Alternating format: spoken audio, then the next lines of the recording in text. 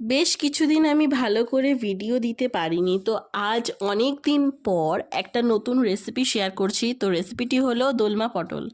দোলমা পটল বানানোর জন্য প্রথমে সব পটলগুলো ছাড়িয়ে একদিকে পটলের মাথা কেটে ছুরির সাহায্যে ভেতরের শাঁস বার করে অল্প তেলে নুন ছিটিয়ে হালকা ভেজে তুলে রেখে অন্যদিকে পটলের শাঁসের মধ্যে 4 চামচ সাদা সরিষা ও 5 থেকে 6টা কাঁচা লঙ্কা দিয়ে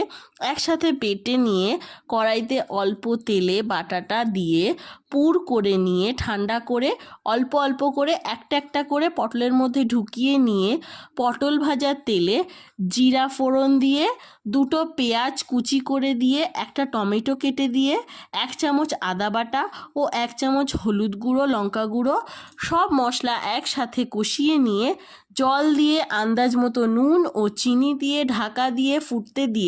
ফুটে গেলে ঢাকা খুলে পুর ভরা পটলগুলো দিয়ে